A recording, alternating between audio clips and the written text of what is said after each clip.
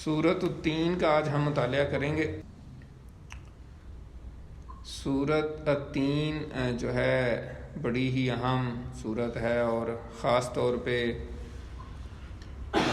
نفسیاتی اور فلسفیاتی لحاظ سے بہت ہی اونچی صورت ہے اور بڑی ہی اہم صورت ہے، اور خاص طور پہ آج کے جدید دور کے جو مسائل ہیں اس حوالے سے بھی بڑی اہم ہے۔ اس کی اہمیت اس وجہ سے ہے کہ اللہ تعالیٰ نے اس میں فرمایا کہ ہم نے انسان کو بہترین ساخت میں پیدا کیا ہے، لیکن آج کا انسان اور خاص طور پہ جو ماہر نفسیات ہیں، سگمنڈ فرائیڈ ہو یا کوئی اور جتنے بھی کسی بھی سائیکالوجسٹ کو پکڑ لیں اور اس سے پوچھیں کہ انسان کیا ہے، تو وہ یہی کہے گا کہ یہ تو بس گندگی ایک گٹری ہے، یعنی ایک بس انسان کے اندر کوئی خوبی نہیں ہے، بس یہ تو برائیوں کا اور اس طرح اس کے اندر تو کوئی خوبی نہیں ہے، یعنی بالکل ایسا ہی ہے۔ تو اس میں یہ بات بیان کی گئی ہے کہ انسان کی حیثیت کیا ہے۔ تو اس میں جو مفسرین ہیں اور جو اسکالرز ہیں وہ یہی کہتے ہیں کہ انسان بحیثیت ایک جاندار کے جیسے ہی اس کی باڈی ہے، تو اس میں تو اس کے اندر کمیاں ہیں، یعنی ویکنیس ہے، جیسے کہ وہ بچپن میں ہوتا ہے ویک ہوتا ہے، عام جانوروں سے بھی ویک ہوتا ہے، اور بڑھاپے میں بھی جا کے ویک ہوتا ہے، جیسے کہ ہم اس میں پڑھیں گے بھی۔ لیکن جہاں تک اس کی روحانیت کی بات ہے، وہ تمام مخلوقات سے اعلیٰ و ارفع ہے، اور اسی وجہ سے اس کو اشرف المخلوقات کہا گیا ہے۔ اور اللہ تعالیٰ نے بھی کہا ہے کہ فَنَفَخْتُ فِيهِ مِن رُوحِي، کہ میں نے انسان کو جب پیدا کیا حضرت آدم علیہ السلام کو، تو اس میں اپنی روح پھونک دی، اپنی روح میں سے اس میں پھونکا ہے۔ تو اس وجہ سے انسان جو ہے وہ جب خوبیوں کی طرف بڑھتا ہے، جب روحانیت کی طرف بڑھتا ہے، تو وہ بہت اعلیٰ مقام پہ چلا جاتا ہے، اور اسی وجہ سے اللہ تعالیٰ نے انسانوں میں ہی انبیاء پیدا کیے ہیں، یعنی اور کوئی مخلوق ایسی نہیں ہے جس میں اللہ تعالیٰ نے جو ہے نا انبیاء پیدا کی۔ ایون کہ جب سے حضرت انسان پیدا ہوا ہے حضرت آدم کے بعد، تو نبی پہلے جب جنات تھے تو جنوں میں نبی آتے تھے، لیکن جب حضرت آدم پیدا ہو گئے، انسان پیدا ہو گئے، تو پھر نبی جو ہے نا انسانوں میں پیدا ہوئے، اور جنوں کے لیے بھی وہ نبی ہوتے تھے۔ تو اس حوالے سے یہ بڑی ہی اہم صورت ہے، اور اس میں یہی نظریہ بیان کیا گیا ہے کہ انسان کوئی گندی چیز ہی نہیں ہے، صرف یہ ایک بہت اعلیٰ اور رفع شے بھی ہو سکتی ہے اگر اچھائی کی طرف بڑھے، اور اگر برائی کے کام کرے گا تو پھر تو نیچوں سے نیچے، یہ جانوروں سے بھی پھر بدتر ہو جاتا ہے۔ تو شروع کرتے ہیں، بسم اللہ الرحمن الرحیم۔ والتین والزیتون وطور سینین وہذا البلد الامین لقد خلقنا الانسان فی احسن تقویم صدق اللہ العظیم۔ والتین، قسم ہے تین کی۔ تین عربک میں انجیر کو کہتے ہیں، فگ کو، جو انجیر ہم کھاتے ہیں، اور اس کے بہت زیادہ فوائد مفسرین نے بیان کیے ہیں۔ غذائیت کے لحاظ سے بڑی بھرپور ہوتی ہے اور بڑی بیماریوں کا اس میں علاج ہے۔ والزیتون، اور قسم ہے زیتون کی۔ زیتون جو ہے وہ زیتون کے درخت کو زیتون کہتے ہیں، اور اس کے پھل کو زیتونہ کہتے ہیں، اور اس کے تیل کو زیت کہتے ہیں۔ اور عربی میں بعد میں پھر، کیونکہ یہ قدیم زمانوں سے درخت ہے اور یہ ہزار سال بھی رہتا ہے یہ درخت، اور پہاڑوں پہ ہوتا ہے، خشک پہاڑوں پہ، لیکن اللہ تعالیٰ نے اس کے اندر جو پھل پیدا کیا ہے وہ اس کے اندر سے تیل نکلتا ہے۔ تو عربی میں زیت، تیل کو زیتون کی وجہ سے کہا گیا، سب سے پہلے اسی سے تیل نکلا، تو لیکن بعد میں پھر ہر طرح کے تیل کے لیے زیت کا لفظ استعمال ہونا شروع ہوا، لیکن اصلاً زیتون کی تیل کی وجہ سے تھا۔ اور اس میں ایسی خوبیاں ہیں وہ آپ سب کو معلوم ہی ہوں گے۔ اولیو آئل کی کیا اہمیت ہے کہ یہ کھانے میں بھی استعمال ہوتا ہے، اور جلانے کے لیے، روشنی کے لیے بھی استعمال ہوتا ہے، ایون کہ مالش کرنے کے لیے بھی استعمال ہوتا ہے۔ تو اس حوالے سے زیتون کی بہت زیادہ اہمیت ہے، اور اولیو آئل جو ہے اس کی بہت زیادہ امپورٹنس ہے۔ وطور سینین، اور قسم ہے طور سینین کی، یعنی حضرت موسیٰ علیہ السلام، جہاں پہ حضرت موسیٰ علیہ السلام کو اللہ تعالیٰ نے نبوت عطا فرمائی، وہ پہاڑ سینین بیسیکلی اس علاقے کو کہتے ہیں، اس جزیرے کو کہتے ہیں جہاں پہ یہ پہاڑ ہے، اور اس پہاڑ کی چوٹی کو طور کہتے ہیں۔ تو طور سینین، اور اس کی جو وادی ہے، جو اس پہاڑ کے درمیان جو وادی ہے، اس کو وادی طوا کہتے ہیں۔ یہ بھی قرآن مجید میں آتا ہے، اور وادی مبارکہ بھی کہا جاتا ہے۔ تو اس میں وہاں پہ حضرت موسیٰ علیہ السلام کو نبوت عطا کی گئی۔ وَهَٰذَا الْبَلَدِ الْأَمِينَ، اور قسم ہے اس امن والے شہر مکہ کی۔ اب مکہ کی کیا اہمیت ہے وہ آپ سب کو معلوم ہے۔ حضرت ابراہیم علیہ السلام اور حضرت اسماعیل علیہ السلام نے آج سے 4000 سال پہلے وہاں پہ اللہ کا گھر تعمیر کیا، جو طوفان نوح کی وجہ سے مسمار ہو گیا تھا، شہید ہو گیا تھا۔ اور اس وقت حضرت ابراہیم علیہ السلام نے دعا کی کہ یا اللہ اس شہر کو امن والا شہر بنا۔ تو وہ آپ کی دعا سے حضور پاک صلی اللہ علیہ وسلم تک 2500 سال گزرے، اس وقت بھی وہ امن والا تھا، اور اس کے بعد اب 1500 سال گزر گئے، یعنی 4000 سال ہو گئے ہیں حضرت ابراہیم کی دعا کیے ہوئے، اور وہ امن کا شہر ہے، اور امن کا شہر ہی قیامت تک رہے گا۔ ٹھیک ہے، صرف فتح مکہ کے موقع پہ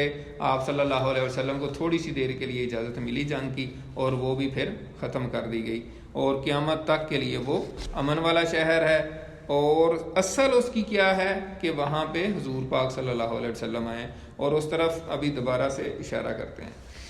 اب 4 قسمیں کھانے کے بعد اللہ تعالیٰ کیا فرما رہے ہیں؟ جیسے ہم پہلے بھی کئی دفعہ بات کی ہے کہ اللہ تعالیٰ پہلے قسم کھاتے ہیں، پھر یعنی ایک قسم ہوتی ہے اور ایک مقسم علیہ، یعنی جس پر قسم کھائی جاتی ہے۔ جیسے ہم آپس میں بات کرتے ہیں اللہ کی قسم، اب آگے کیا کہنا چاہ رہے ہیں؟ میں یہ چیز نہیں کھاؤں گا، یعنی ایسے ہوتا ہے نا مثال۔ تو اللہ آپ نے پہلے کسی کی قسم کھائی، اور پھر اس کے بعد جواباً یعنی اس پہ کرنا کیا آپ نے؟ مقسم علیہ، یعنی کس بات پر قسم کھائی ہے۔ تو اللہ نے ان 4 چیزوں کو بیان کر کے قسم کھائی ہے، لَقَدْ خَلَقْنَا الْإِنسَانَ فِي أَحْسَنِ تَقْوِيمٍ، تحقیق یقیناً ہم نے انسان کو بہترین ساخت پہ پیدا کیا، بہترین ساخت میں۔ اب یہاں پہ مفسرین نے اور اسلامک اسکالرز نے یہ بات کہی ہے کہ یہ تو عام مفسرین نے بیان کر دیا تین، زیتون، لیکن ان کی پھلوں کی اہمیت یہاں بیان کرنا مقصود نہیں تھا۔ اصل بات اب آ رہی ہے کہ عربی کا محاورہ ہے کہ بعض اوقات عرب جو ہیں وہ کسی چیز کو، کسی کو چیز ہے نا، جیسے یہی بلڈنگ ہے، تو اس کی کسی بڑی چیز کو مثال کے طور پہ بیان کر کے اس سے پوری وہ چیز مراد لے لیتے ہیں۔ جیسے گاڑی ہے تو آپ سٹیئرنگ کہہ کے گاڑی مراد لے لیں فار ایگزامپل، ٹھیک ہے نا، یعنی کوئی بھی اس کی بڑی چیز بات کریں اور اس سے مراد لے لیں گے وہ ساری اس سے مراد ہے۔ تو ایک تو یہ ان کا محاورہ تھا۔ دوسرا محاورہ عربوں کا یہ تھا کہ کوئی پیداوار جہاں پہ زیادہ ہوتی تھی، جیسے آپ الٹے بانس بریلی کو ایک محاورہ ہے، ٹھیک ہے، یعنی وہاں پہ بانس بہت ہوتے تھے شاید بریلی میں، تو اگر وہ ادھر کوئی بانس لے جائے تو کہتے ہیں الٹے بانس بریلی کو۔ تو اسی طریقے سے جس علاقے میں جس چیز کی پروڈکشن زیادہ ہوتی تھی، پیداوار زیادہ ہوتی تھی، تو اس پیداوار کا نام لے کے وہ علاقہ مراد لے لیتے تھے۔ تو یہاں جب بات کی ہے کہ انجیر کی قسم اور زیتون کی قسم، تو اس کا مطلب یہ ہے کہ ان علاقوں کی قسم جہاں پہ یہ زیادہ ہوتی ہیں، اور پھر ان علاقوں سے کیا مراد ہے وہ اگلی 2 آیتوں میں وَطُورِ سِینِین وَهَٰذَا الْبَلَدِ الْأَمِینَ میں واضح ہو رہا ہے کہ وہاں کی شخصیات مراد ہیں، اصل میں انبیاء مراد ہیں، کہ یہ جو جگہ ہیں، یہ جہاں پہ انجیر زیادہ ہوتی ہے اور جہاں پہ زیتون زیادہ ہوتا ہے،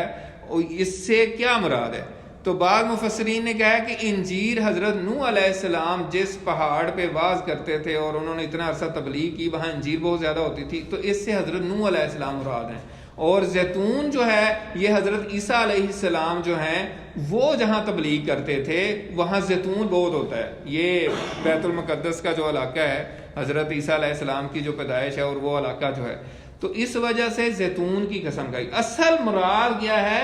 کہ ہمارے نبی نوح علیہ السلام کی قسم، ہمارے نبی عیسیٰ علیہ السلام کی قسم، اور ہمارے نبی موسیٰ علیہ السلام کی قسم، اور اے محبوب صلی اللہ علیہ وسلم یعنی حضرت محمد صلی اللہ علیہ وسلم کی قسم، یہ چاروں جو ہے یہ اولو العزم رسول ہیں. یعنی اللہ نے مسند احمد کی حدیث ہے، اکثر آپ سنتے ہی رہتے ہیں کہ اللہ نے اس زمین پر 1,24,000 کے قریب اپنے پیغمبر بھیجے ہیں، اور اس میں پیغمبروں کی بھی مختلف شانیں ہیں، اور پھر اس میں 313 جو ہیں وہ رسول بنا کر بھیجے ہیں، اور پھر ان 313 میں سے جو ہیں وہ کچھ رسول جو ہیں اولو العزم، بہت بڑے عزم والے، اس میں 5 ہیں، یعنی ٹاپ 5، 1,24,000 میں سے 5 نبی جو ہیں وہ اولو العزم، یعنی 5 رسول جو ہیں وہ اولو العزم بہت بڑے عزم والے ہیں. اس میں جو ہے وہ یہ آتے ہیں جس میں حضرت ابراہیم ہیں. اب یہ حضرت ابراہیم بھی یہاں سے اس وادی سے جہاں حضرت عیسیٰ علیہ السلام، فلسطین کا علاقہ جو ہے یہ تو انبیاء کی اماج کا، یعنی انبیاء کی پیدائش، اور وہاں پہ بے شمار انبیاء ہیں. تو حضرت ابراہیم ہیں، حضرت موسیٰ علیہ السلام ہیں، پھر حضرت نوح علیہ السلام، مطلب حضرت ابراہیم سے پہلے حضرت نوح علیہ السلام ہے، پھر حضرت ابراہیم ہے، پھر حضرت موسیٰ علیہ السلام ہے، پھر حضرت عیسیٰ علیہ السلام، اور پھر حضرت محمد صلی اللہ علیہ وسلم. تو یہ 5 جو ہیں یہ اولو العزم رسول ہیں. تو اللہ تعالیٰ یہ کہہ رہے ہیں بیسیکلی کہ اے آج کے دور کے فلاسفر اور ماہر نفسیات، تو انسان کو اگر کہتا ہے کہ یہ برائی کی ہی ساری وہ جو ہے نا بس گندگی کا ایک ڈھیر ہے، تو ادھر ذرا دیکھ، میں تمہیں بتا رہا ہوں، یہ 4 باتیں میں نے تمہیں بتائی ہیں، 4 میں اپنے بندوں کی مثال دے رہا ہوں، ان کی طرف بھی ذرا دیکھ. تو کہتا ہے کہ ایسے ہے، یعنی کہ انسان کے اندر کوئی خوبی نہیں ہے، تو یہ دیکھ، میرے محبوبوں کی طرف دیکھ، میرے پیاروں کی طرف دیکھ. تو اس وجہ سے یہ بات کہنا کہ انسان بالکل گندگی کا ڈھیر ہے، یہ بہت غلط فلسفی ہے. اور جب انسان پازیٹیو سائڈ پہ جاتا ہے، روحانیت کی سائڈ پہ جاتا ہے، نیکی کے راستے پہ چلتا ہے، تقوی کے راستے پہ چلتا ہے، اللہ سے اپنا تعلق کو بہتر کرتا جاتا ہے، نیکی کے کام کرتا جاتا ہے، تو وہ ایک حدیث قدسی ہے. یعنی حدیث قدسی وہ ہوتی ہے جو اللہ تعالیٰ کی بات ہوتی ہے اور حضور پاک بیان کریں. تو اللہ تعالیٰ فرماتے ہیں، حضور پاک صلی اللہ علیہ وسلم نے فرمایا کہ اللہ تعالیٰ کہتا ہے کہ بندہ عبادت کرتے کرتے میرے اتنے قریب پہنچ جاتا ہے کہ میں اس کے ہاتھ بن جاتا ہوں جن ہاتھوں سے وہ پکڑتا ہے، میں اس کے پاؤں بن جاتا ہوں جن سے وہ چلتا ہے، میں اس کی آنکھیں بن جاتا ہوں جن سے وہ دیکھتا ہے. تو یوں انسان ترقی کرتے کرتے کرتے کرتے کرتے بہت بلندی پہ پہنچ جاتا ہے. ایک طرف تو یہ ہے، اور دوسری اینڈ جو ہے نا وہ پھر اگلی آیت میں آ رہا ہے، ثم رددناہ اسفل سافلین، پھر ہم نے اسے ادنا ترین مخلوق کے درجے میں لوٹا دیا. اب اس میں مفسرین نے 2 رائے قائم کی ہیں. ایک تو رائے یہ ہے کہ انسان جب بوڑھا ہو جاتا ہے تو پھر وہ ارذل العمر، یعنی بالکل ناقص عمر میں، من نمرہ نقصہ فی الخلق، سورہ یاسین میں آتا ہے نا کہ ہم جب اس کو زیادہ عمر میں کر دیتے ہیں تو پھر وہ الٹ ہو جاتا ہے اس کا معاملہ،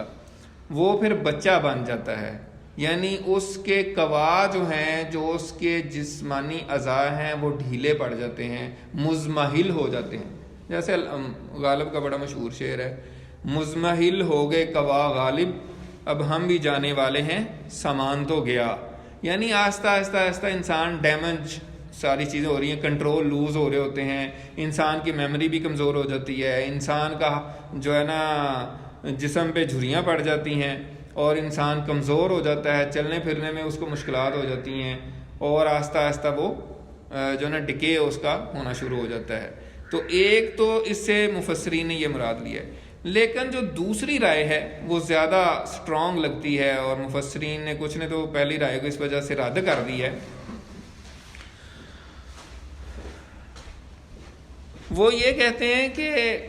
انسان جو ہے اللہ تعالیٰ نے تو اس کو اشرف المخلوقات بنایا، جو پچھلی آیت میں پڑھا ہے نا، اللہ تعالیٰ نے انسان کو بہترین ساخت میں پیدا کیا، اشرف المخلوقات بنایا ہے. لیکن انسان اپنے اعمال کی بنیاد پہ، جیسے اللہ تعالیٰ نے فرمایا فَأَلْهَمَهَا فُجُورَهَا وَتَقْوَاهَا، ہم نے اس کے اندر برائی اور اچھائی دونوں ہی بلٹ ان ڈال دی ہیں، اب اس کی مرضی ہے کیا کرتا ہے۔ تو انسان عام طور پہ زیادہ تر انسان جو ہیں وہ کیا کرتے ہیں، وہ برائی کی طرف چلنا شروع ہو جاتے ہیں، اور پھر چلتے چلتے چلتے چلتے اس سٹیج پہ پہنچ جاتے ہیں کہ وہ نیچوں میں سے بھی نیچے ہو جاتے ہیں، یعنی گھٹیا ترین لیول پہ چلا جاتا ہے انسان۔ اور پھر جانوروں، آج میں یہ پڑھ رہا تھا تو میں سوچ رہا تھا کہ ہم بات کرتے ہیں جی وہ تو انسان جو ہے تو بھیڑیا ہے، وہ انسان درندہ ہے، لیکن یقین مانیے کہ اس میں بھیڑیے اور درندے کی توہین ہے۔ آپ کہیں گے یہ آپ بات کیا کر رہے ہیں؟ کوئی بھیڑیا یا کوئی درندہ، کوئی شیر جو ہے وہ کسی بھی جانور کو اگر شکار کرتا ہے تو کیا وہ مار مار کے رکھتا جاتا ہے؟ نہیں، اس کو جتنی کی بھوک ہوتی ہے ایک کو مارتا ہے، اس کو اسی وقت کھانا شروع کر دیتا ہے۔ آپ نیشنل جیوگرافک پہ دیکھتے ہوں گے اور جو اینیمل پلانٹ ہے اس پہ دیکھتے ہوں گے کبھی جانوروں کی یہ ساری چیزیں، تو اس میں وہ ایک شکار کرے گا اور اس کو ادھر ہی بیٹھ کے کھانا شروع کر دیتا ہے اور وہ بس سکون کر لیتا ہے، بس ٹھیک ہے اپنا کام ختم۔ لیکن انسانوں نے کیا کیا؟ انسانوں نے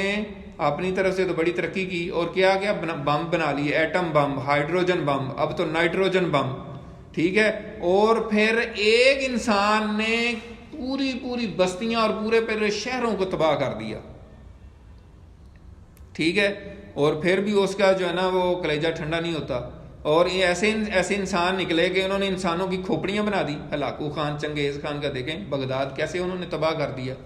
ٹھیک ہے۔ اور پھر بھی ان کے دل کو سکون نہیں آ رہا تھا، انسانوں کا خون بہتا رہا کئی دن دریائے دجلہ میں، اور علم سارا جو ہے لائبریریوں کو جلا دیا، ٹھیک ہے۔ ایسے بھی لوگ ہیں، ایسے بھی لوگ ہیں کہ وہ مطلب عورتوں کے ساتھ کس طرح ظلم کیا، اور مطلب اس کی تفصیلات پھر جتنی آپ پھیلتے جائیں آپ دیکھتے ہیں آپ کے سامنے ہے کہ انسان پھر جب نچلے لیول پہ جاتا ہے، گھٹیا لیول پہ جاتا ہے، تو پھر وہ جانوروں کو بھی پیچھے چھوڑ دیتا ہے۔ تو اس وجہ سے میں نے بات کی ہے کہ شیر یا درندہ یا بھیڑیا اس کی توہین ہے، وہ کہے گا یار امی مجھے بدنام کر رہے ہو، میں تو صرف ایک جانور کو مارتا ہوں، ٹھیک ہے نا، میں ایک جانور کو مار کے کھا لیتا ہوں، تو آپ تو سارے انسانوں کو ہی قتل کر دیتے ہیں۔ وہ باقیوں کے لیے چھوڑ دیتا ہے، خود پیٹ بھر کے باقی چھوڑ دیتا ہے، باقی لوگ اس کی باقی آزاد چیزیں کھاتے ہیں، یعنی اس کا جو باقی بچ گیا وہ کوئی اور کھا لے گا، ہڈیاں کوئی اور چوس لے گا، اور وہ خود ہی سارا جنگل کا نظام اسی طرح سیٹ کیا ہوتا ہے، صفائی بھی ہو جاتی ہے، جنگل میں آپ کو گندگی نہیں نظر آئے گی، کیونکہ ہر ایک نے اپنا کام ڈیوائیڈ کیا ہوا ہے اور وہ کرتے جاتے ہیں۔ لیکن انسان کا یہ معاملہ ہے کہ وہ جو ہے نا وہ اسفل السافلین کے درجے پہ چلا جاتا ہے۔ لیکن اس سے کون بچے ہوئے ہیں؟ الا الذین آمنوا وعملوا الصالحات، مگر وہ لوگ جو ایمان لے آئیں اور نیک اعمال کریں، فلہم اجر غیر ممنون، تو ان کے لیے ایسا اجر ہے جو کبھی منقطع نہیں ہوگا، کبھی کنٹینیو نہیں ہوگا۔ تو یہاں پہ یہ بات جو کی گئی ہے کہ الا الذین آمنوا، مگر وہ لوگ جو ایمان لے آئیں، تو ایمان کیا ہے؟ ایمان یہ ہے کہ اللہ وحدہ لا شریک ہے، میں اس کو مانتا ہوں، اور جو اس نے پیغمبر بھیجے ہیں، حضرت آدم علیہ السلام، حضرت نوح علیہ السلام، حضرت ابراہیم علیہ السلام، جن کا بھی ذکر ہو رہا تھا، حضرت موسیٰ علیہ السلام، حضرت عیسیٰ علیہ السلام، اور آخری نبی حضرت محمد صلی اللہ علیہ وسلم، میں ان کو مانتا ہوں، اور انہوں نے جو تعلیمات دی ہیں میں ان کو مانتا ہوں۔ اور اکثر ہم بات کرتے رہتے ہیں کہ حضرت آدم سے لے کر حضور پاک صلی اللہ علیہ وسلم تک دین ایک ہی ہے، دین کو بدل نہیں گیا، بنیادی ترین ہر نبی نے جو آگے بات بتائی ہے وہ یہی ہے کہ توحید، اللہ وحدہ لا شریک ہے، اس کا کوئی شریک نہیں، رسالت یعنی انبیاء آ رہے ہیں، جو بھی نبی ہے اس کو مانو، ٹھیک ہے، اور آخرت، مرنا ہے، اللہ کے حضور پیش ہونا ہے، 1 to 1 وائوا ہونا ہے، اللہ تعالیٰ نے پوچھنا ہے ہاں بھائی کیا کر کے، اس کا جواب دینا ہوگا، بس۔ تو یہ ایمان ہے، اور اسی وجہ سے وعملوا الصالحات کی بات ہوئی کہ اچھے اعمال کرنا ضروری ہے۔ اگر اچھے کام نہیں کریں گے تو ظاہر سی بات ہے آپ نے اور کیا کرنا، پھر اچھے نہیں کرو گے تو پھر برے کرو گے، کچھ نہ کچھ تو کرتا ہے نا انسان۔ تو اس وجہ سے اچھے اعمال جس نے کیے ان کے لیے جو ہے نا غیر منقطع اجر ہے، یعنی ان کا اجر مسلسل جاری رہے گا۔ اچھا، یہاں پہ ایک جو اسلامک فلسفی ہے اور بڑا زبردست اسلامک نظریہ ہے، پہلے بھی ہم بات کرتے ہیں، اور ایسی اللہ تعالیٰ کی کرم نوازی ہے، یعنی اللہ تعالیٰ کا انسانوں کے لیے بہت بڑا کرم ہے، اور اس کی بڑی مثالیں ہم پہلے بھی بیان کرتے رہتے ہیں کہ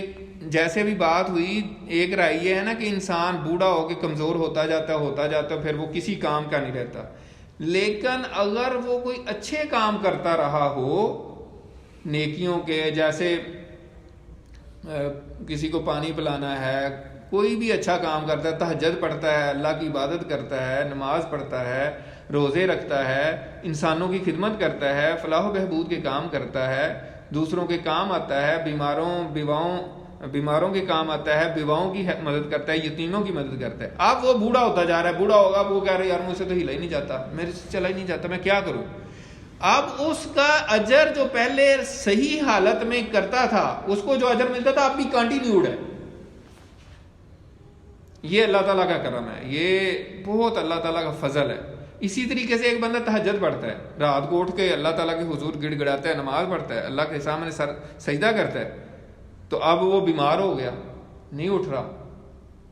تو اللہ تعالیٰ کہتا ہے کنٹینیوڈ ہے تمہارا اجر، کوئی ٹینشن نہ لو۔ اسی طرح سفر میں چلا گیا،